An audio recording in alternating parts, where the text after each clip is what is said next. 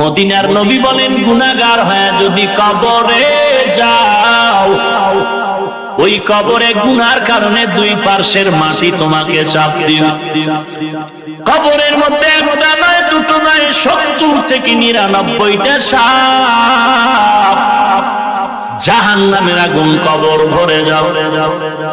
বালিশে মাথা লাগায় চিন্তা করো, যদি তোমার অন্তর বলে কোরআন সত্য, হাদিস সত্য, গুনাহ নিয়ে কবরে গেলে আযাব হবে তাও সত্য। আল্লাহর কাছে ক্ষমা চাও রে যুবক। তোমার আমার মতো যুবক তাকায় দেখো, স্কুলে পড়ে, কলেজে পড়ে, এক ওয়াক্ত নামাজও বাদ দেয় না। জবাব দাও, তুমি কেন পারবা না? তোমার আমার মতো যুবক র‍্যাব, আর্মি, পুলিশ, বিডিআরের চাকরি করে, নামাজ বাদ দেয় না, তুমি কেন পারবা না? কয়দিন আর যৌবনের বাহাদুরি করবা? কত যুবক আইসা, আজকেও তো আমি নাটোরে ছিলাম, এক যুবক আইসা কান্নায় বিভোর হয়ে গেল, পাবনা বাড়ি। বলে হুজুর আমি একটা ছোট্ট দোকান দেই, আমার এই মোবাইলে ছবি বের করে দেখাচ্ছে, আর বলে আমার এই বডির মধ্যে খোদাই করা করা ছবি অঙ্কন করা ছিল। আপনার বয়ান শোনার পর 1 ফিট পরিমাণে এই ছবি আমি যে অঙ্কন করেছি, এটা উঠানের জন্য প্রায় 11,000 টাকা করে আমার খরচ হয়েছে। হুজুর আমি বুঝ আসার পরেই দাড়িটা রাখছি, আর নামাজ ছাড়ি না, পর্দা করি। হুজুর আমার মাথায় হাত দিয়া দোয়া করে দেন। কান্না করে আর বলে আমি জাহান্নামে যাইতে পারবো না, গুনাহগার হয়ে মরতে চাই না। হেদায়েতের মালিক আল্লাহ। কপাল খারাপ হইলে উপায় নাই, নবীরে দেখলো 13 বছর আবু জাহাল, কালেমা পড়লো না। আর ওমরের মতো বান্দা তরবারি নিয়ে নবীরে জবাই করতে যাইয়া কালেমার রশি গলায় লাগায়া মুসলমান হয়ে গেল। সেই ওমর এত দামি হয়ে গেল যে রাস্তায় চলে, সে রাস্তায় শয়তান চলে না। সেই ওমর জান্নাতের সুসংবাদ প্রাপ্তদের মধ্যে 2য় নম্বরে ওমর।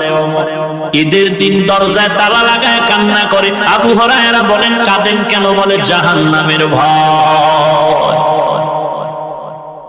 এরে যুবক, আল্লাহর গোলাম, তওবা করো।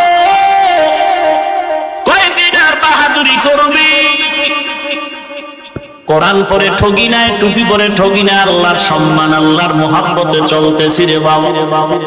স্কুলে পড়ো, কলেজে পড়ো, আমার একটা দাবি, তুমি কোরআন শিখো, নবীর তরিকায় চলো, 5 বেলার নামাজ পড়ো, মা বাবার খেদমত করো, দেশের বিরুদ্ধে ষড়যন্ত্র করিও না, জাতির বিরুদ্ধে ষড়যন্ত্র করিও না, আল্লাহ ওয়ালার সোহবতে থাকো, আলেম ওলামাদের পরামর্শ নিয়ে জিন্দেগি চালাও।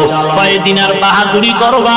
চোখ দুটো বন্ধ করে দেখো, খেলার মাঠে কত বন্ধু ছিল, আজকে নাই।